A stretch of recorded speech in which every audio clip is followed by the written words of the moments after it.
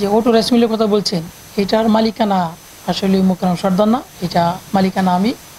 আর যে জায়গাটা আপনার মিলটা স্থাপন করা হয়েছে সেই জায়গাটার উত্তরাধিকার সূত্র হয়েছে আমার ওয়াইফ। ওনার কাছ থেকেই আমি জায়গাটা নিয়ে এখানে আপনার ভাড়া নিছি আমার ওয়াইফের কাছ থেকে। কারণ এই সম্পত্তির মালিক মূলত আমরা না, এটা RORCS এর মালিক হয়েছে আমার ওয়াইফ। ওর কাছ থেকে পাই আমি এখানে মিলে স্থাপন করেছি। আর এটা মালিকানা মোকাররম সর্দারের সাথে নামের কোনো সামঞ্জস্যতা নাই, এইটাই কথা আর কি।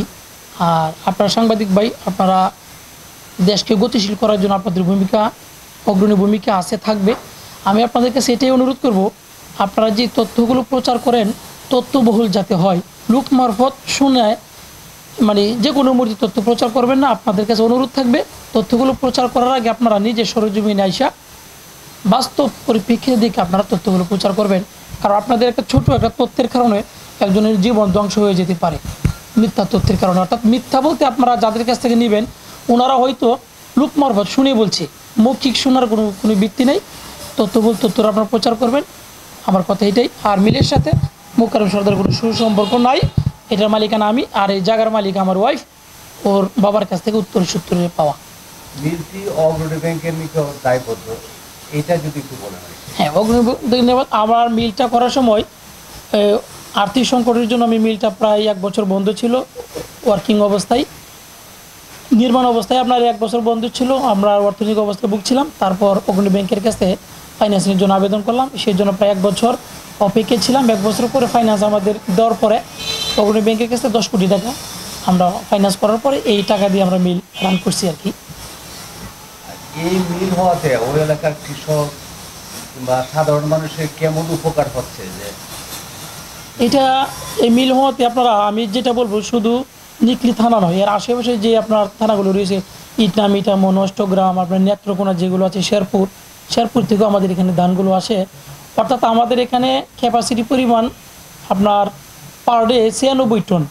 অর্থাৎ 96 টন হিসেবে যদি আমি চিন্তা করি, আমি যদি রানটা পুরোপুরি প্রতিদিন করতে পারি, তাহলে আপনার 96 টন আমি এখান থেকে চাল প্রোডাকশান দিতে পারি। বিদ্যুতের সংকলের জন্য আমি পারি না, যদি দিতে পারি। অর্থাৎ নিকলি থানাতে যে পরিমাণ ধান হয় সেই সমস্ত ধান যদি আমাকে দেওয়া হয়, পুরা নিকলি থানার ধান সর্বোচ্চ আমার 1 থেকে 1.5 মাস লাগবে।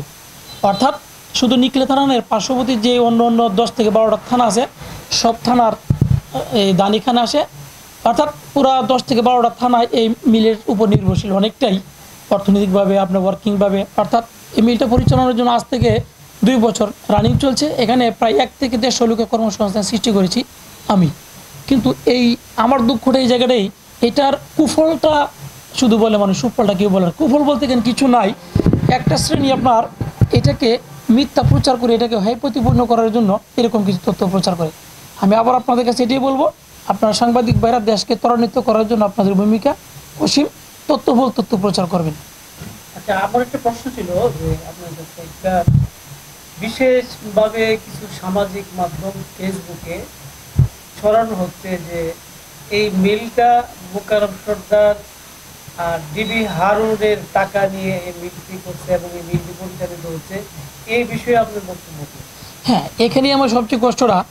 ডিবি হারুন এবং মোকাররম সর্দারের সাথে রাইস মিলের কোনো সুসম্পর্ক নেই।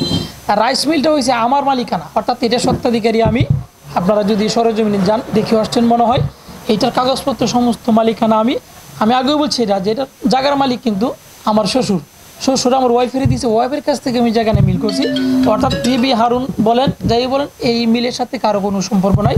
এটা আমার নিজস্ব অর্থায়নে প্লাস অগ্রণী ব্যাংকের ফাইন্যান্সের মাধ্যমে মিল প্রতিষ্ঠিত হয়েছে আর কি। অগ্রণী ব্যাংকের থেকে কত কোটি টাকা আপনি? অগ্রণী ব্যাংক থেকে আমি 10 কোটি টাকা নিয়েছি, একবার 3 কোটি, আরেকবার নিয়েছি 7 কোটি।